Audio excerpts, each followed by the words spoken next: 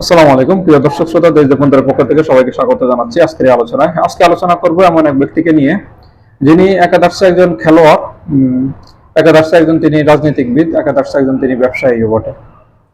অবশ্যই অনেকে অনুমান করতে পেরেছেন ইতিমধ্যে কার কথা বলতেছিলাম। তিনি হলেন বিশ্বসেরা সাকিব আল হাসান, বাংলাদেশের জাতীয় ক্রিকেট দলের গুরুত্বপূর্ণ একজন সদস্য। তাকে নিয়ে অনেক সমালোচনা, আলোচনা এবং বিতর্ক আছে।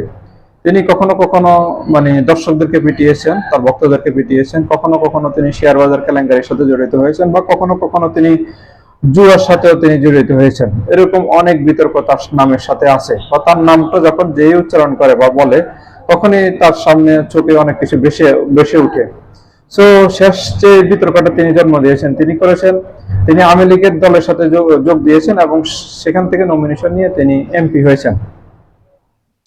তো সেই ক্ষেত্রে তাকে নিয়ে অনেক রকম সমালোচনা হচ্ছে। তিনি বাংলাদেশে এসে তার জীবনের শেষ ক্রিকেট খেলে সম্মানের সহিত অবসর নিতে চেয়েছিলেন বাংলাদেশ থেকে, বাট সেটার জন্য তিনি কিন্তু পাকিস্তান থেকে যখন দুবাই আসেন, দুবাই থেকে তিনি বাংলাদেশে আসবেন এরকম একটা প্রত্যাশা অনেকের মধ্যে ছিল।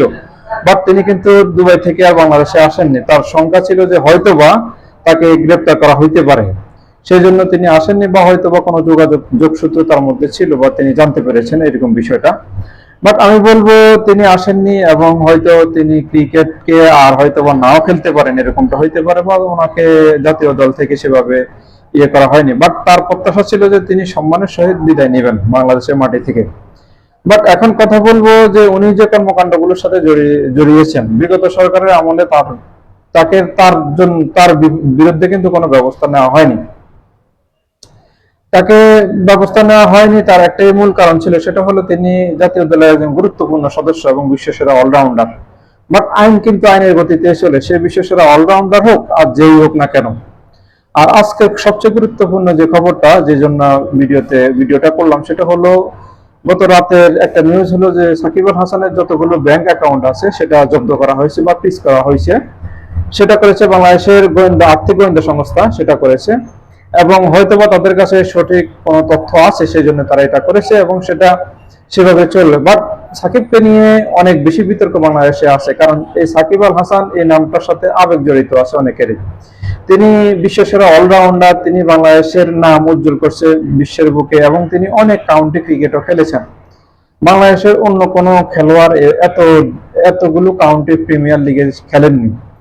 আর তিনি অর্থনৈতিক ভাবে অনেক শক্তিশালী, বা অনেক টাকার মালিক, বা রাজনৈতিক দলের সাথে তার বেশ সখ্যতা ছিল। তিনি সে প্রভাব খাটিয়ে বাংলাদেশে অনেক কিছু করতে পারতেন, হয়তো বা সেই জন্য তিনি আইনের মুখোমুখি হইতে হয়নি। বাট এখন যখন তার বিরুদ্ধে কোনো ব্যবস্থা নেওয়া হবে বা ব্যবস্থা নিচ্ছে সরকার, তখন কিন্তু তার পক্ষে দাঁড়ানোর জন্য কিছু মানুষ কিন্তু কথা বলতেছে বা কিছু আলোচনা করতেছে।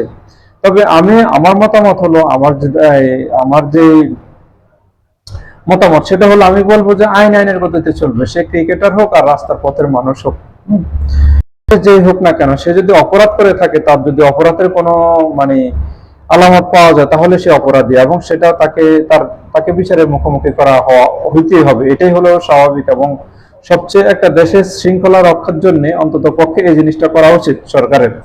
যে সে যেই হোক, যত প্রভাবশালী হোক, যত অর্থনৈতিক ভাবে যত শক্তিশালী হোক না কেন সেই মানুষটা, তবে সে আইনের কাছে কিন্তু সে তত বড় নয়। হ্যাঁ, আইনের কাছে সবাই সমান।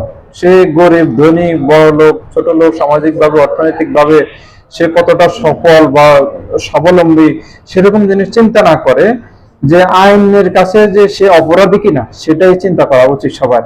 আর সেভাবে সেই কাজগুলো করা হোক।